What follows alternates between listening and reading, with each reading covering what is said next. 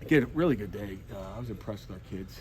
They're away from campus for a really sensible game or bowl game, and then they go train somewhere and they come back. And I thought, their trainers everywhere, they trained, did a great job. I thought they looked good today. Obviously some look better than others, and everybody can have their opinion on who looked good and who didn't. But I was impressed with the way they came back. You guys had a lot of the faster times at the combine. Some of the times ran here would have beaten more times at the combine. What helps your guys be so fast on and off the field?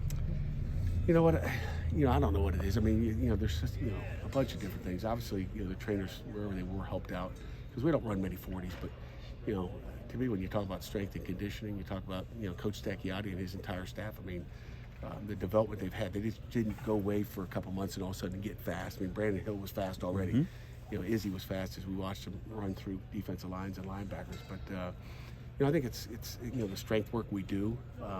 I think it's getting them to play fast every day in practice, and not something they've never done before. We play fast. We try to practice fast every day and try to get the best out of them. So I think that's part of it. But you got my hat goes off to Mike Stacchiotti and our strength staff. What goes through your mind when a guy, Kenny Pickett, gets drafted in the first round, and all your defensive backs, like 3 in a row, have gotten drafted 3 years in a row?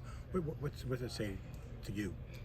That's what we're supposed to do. That's our job. Our job is to develop these guys and get them to play and teach them. And I can, as a coach, we don't coach in 40. We try to get them fundamentally. You watch go through the drills. You watch Eric Howell go down that hash and go right down the hash and open up his hips and flip and go and straight as an arrow. And you watch things like that. And that's our job as coaches. It's our job as coaches when they talk to a coach that they can speak the language and they can talk football. And that's our job as coaches. Our guys doing A+ work there too. Pat, considering all that this group accomplished on the field during their time at Pitt, does this give you a little bit extra pride? Or is this pro day a little extra special, just seeing that this group was the ACC championship group, this group was the group that got you ranked back-to-back years? Do you carry an extra pride with this group? Yeah, I mean, pride's a I don't know, ugly word. I mean, it's not pride. It's just what we do. It's our job. It's something you love to do. It's a passion more than it is a pride thing. Again, this is no different than the first year. Those are our kids out there. And I always say this. Sometimes NFL coaches, that don't know you, they're not calling you because they know we're going to say good things. They're like our kids.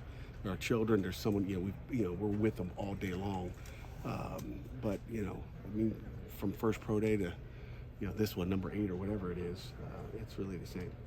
Do you find yourself reflecting on a day like this? Like, look at somebody and think, man, I remember being in that living room when that guy was a junior. Oh, yeah. You reflect a lot on it, every one of them as you go through the process. And I'm looking at the D-line at the end and go, man, I'm going to miss these 3 days. These 3 guys those are 3 football players over there. So, it's, you reflect in, every one of them, where they came from, what they did and how they did it. And it's been a long time. What about Kalijah? Just what stood out to you most when you're recruiting him, and then where's he developed most since he's been at Pitt? Oh man, he's developed in every respect. I mean, on the field, off the field, socially. Just in every way. He's a good football player. He's gotten better, and he's learned how to have a motor. I think when you talk about motor and consistency, probably that might be the place he's most improved from when he was a baby and he could do it a play and then take a couple off.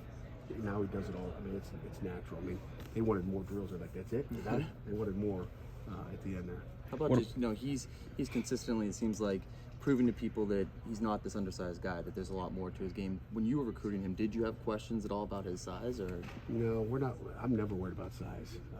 Sometimes those bigger guys, can get knocked off the ball quicker. Those shorter guys. And again, he's not short. He's 6'1". A little bit more, I guess, and he's 280, so he's not small. He's played big and big. This is big boy football.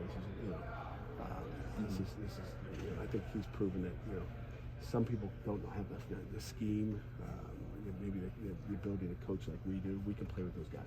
We're not worried about the Aaron Donalds of the world. We kind of like those guys. So what about size? We don't worry about size at all, ever. What about guys like Voss? He was joking around. Like, you saw call him your recruit because you saw him dunk in high school. You went there with Tim. What's it mean for a guy like him who you've seen go through this entire process? I mean, they're all the same. I mean, everybody had a different path to get where they are, and that was one of those telling some of the coaches from the Steelers, just his that last visit, going out and just not even looking for him, and found him by accident. It was a good day. probably should go back and look at the notes and find out what day that was and put it on my calendar for the rest of my life. But you know, he's special, just like they all are. Can you share any interesting tidbits, any conversations with scouts you had today? Yeah, man. You know, I think most of the conversations, a couple individual, and some of them I'll keep private. But the big thing is just we had one guy from the Rams talk about we got the best workout gear of any thing he's got. That was just at the end there, Ted. But I think the big thing here is just how smart our guys are, and just how they represent themselves out here. I think that's the big thing. Why is it a quote unquote accident that you saw Savasia? Tell me that story again. Remember, we were just going recruiting, and we popped into his high school, and we didn't go there to see him. We were just going there to say hello to the coach, look and see if they had any underclassmen. It was late in January before the February sign date at the time, and the coach said, I still got a linebacker out there. I said, let me see him. So I watched the tape on my phone. I'm watching his huddle tape on the phone. I was like, this guy's pretty good. Let me see him. And then I met him, and then we were able to talk at that time in January. And I said, can you dunk? And he said, yes. And he goes, let me send it to you. He texted me the pictures, and I was like, you have a scholarship, and we're bringing it up this weekend. And that was it. A couple hours later, Syracuse offered him after we did. Do you ask every prospect you visit, can they dunk? Why do you No, want to see him? no. I just want to. I don't know. I don't know. You know how those just happen. Just want to find out how athletic he's still out there, and that's the thing. We trust our opinion on what we see, and I think that's important.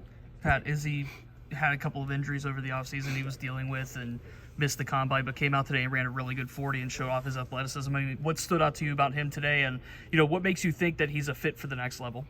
That 41-inch vertical, and I looked at his back. I was like, whoa, look at that dude, And maybe I just haven't looked at him with his shirt off in a long time, but he was a beast over there, jumping, and then the way he ran at 217 or 18 pounds. I mean, that's a big man running fast. So I don't think he played it that way. I think he, probably has another 7. Most guys get skinnier for pro day so they can run faster. He put on, more horsepower and went out there and ran really well. Are you impressed with how athletic and how polished he is for his age? I think he's only 20, like he just turned 20. Yeah, I mean, he obviously could have had another year, but yeah, I mean, he's a grown man right now. Hey, what are your thoughts on John Patrician giving it another try and shape and just the not giving up? Yeah, I mean, I don't know if he's ever going to give up. He may be coming back in 3 years asking if he have another day. We initially were not going to let him run because I don't want a bunch of guys. This is about the 2022 guys. But I said, listen, if you can find an NFL team that wants you to run, then we're going to listen to the NFL. We're not, So I had that very simple talk with him, and his agent got someone to say, hey, we want to see him run. So he did a nice job today. So good for him. Pat, there are a lot of mock drafts that are predicting Kalaj to be taken in the first round. It would be back-to-back years with the first round pick from Pitt. What would that say about you and the success of this program that you've built?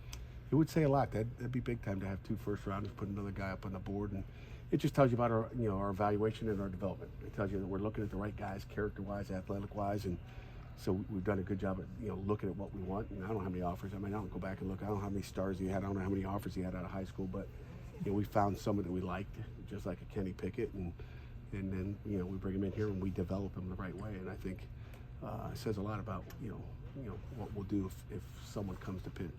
We have a final question before we get to Des Alexander. Anyone else? Nobody else? I was just curious.